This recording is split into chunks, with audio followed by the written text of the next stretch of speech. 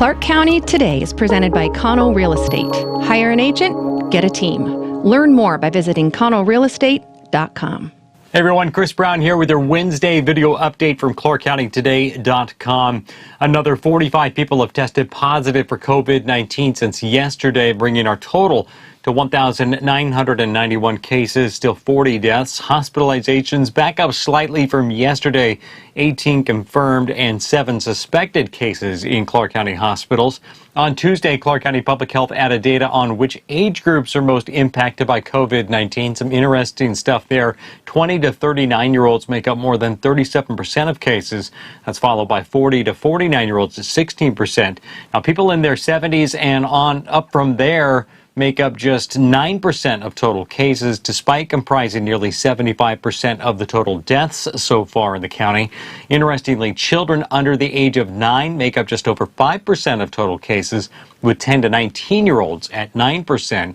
Now, the county hopes to update demographic data for cases once a week for now. The August 4th primary election was last night despite the pandemic. Clark County Auditor Greg Kimsey said he expects total turnout will top 31%.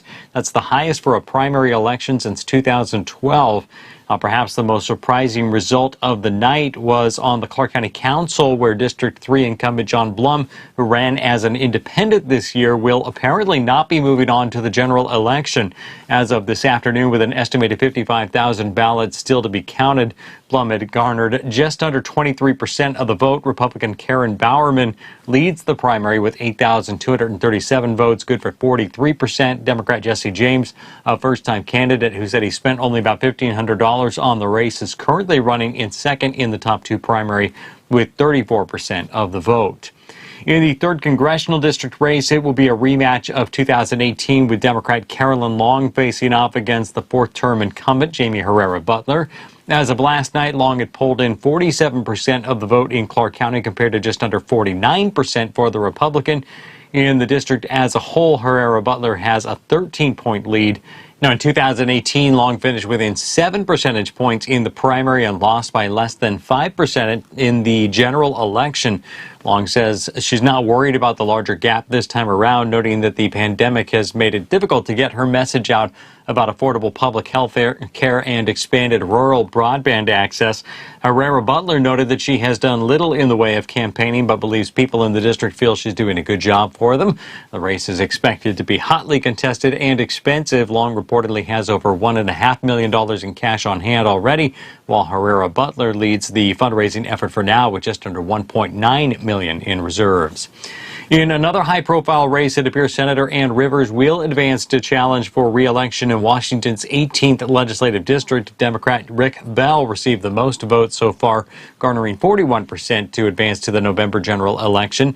The Republican vote was split between Rivers and Camas resident John Lee, who currently trails Rivers by around 1,500 votes. By his own admission, Lee would have to receive about 55 to 60% of the remaining votes in order to pass Rivers and earn a spot in the general election.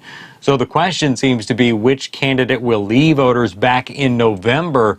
Will his conservative followers back the Republican incumbent or jump ship to vote for Bell, who told Clark County Today he believes the November vote will be an entirely different dynamic where party will not be as important as the path forward each candidate offers. In the non-candidate votes, Ridgefield School District voters appear to have rejected a $40 million general obligation bond, which would have built a new K-6 elementary school, as well as inclusive playgrounds at South Ridge and Union Ridge elementary schools. So far, more than 52% of voters are rejecting the bond, which needed a 60% plus 1 vote majority to pass. Now, this latest bond attempt was a slimmed-down version of a $107 million bond that narrowly failed in February, and the 3rd straight time voters in the fast-growing district have turned down a building bond.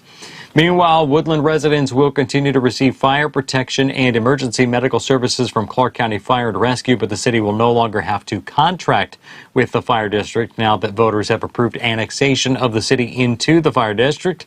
In Clark County Fire District 6 and East County Fire and Rescue districts, voters approved levy lid lifts to allow the districts to get back up to the maximum of $1.50 per thousand of assessed property value. The levy lifts allow the districts to catch up with depreciation over recent years.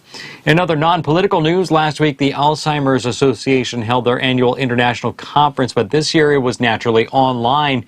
An incredible 33,000 people attended the virtual presentations, some from the Oregon and Southwest Washington chapter of the association. In fact, some of the research presented came from right here in our own backyard. Oregon Health and Sciences University in Portland is home to one of the trailblazing studies into Alzheimer's prevention.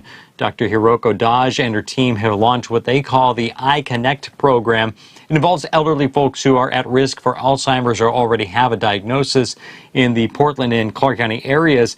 They're using video conferencing and specialized conversation techniques. The research hopes to show how important mental exercise and social interactions are to the prevention of and potential cure for Alzheimer's.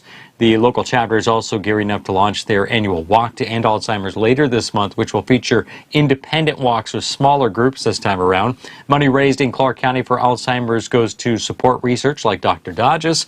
And during the presentation last week, there was also progress presented on actual blood tests for Alzheimer's.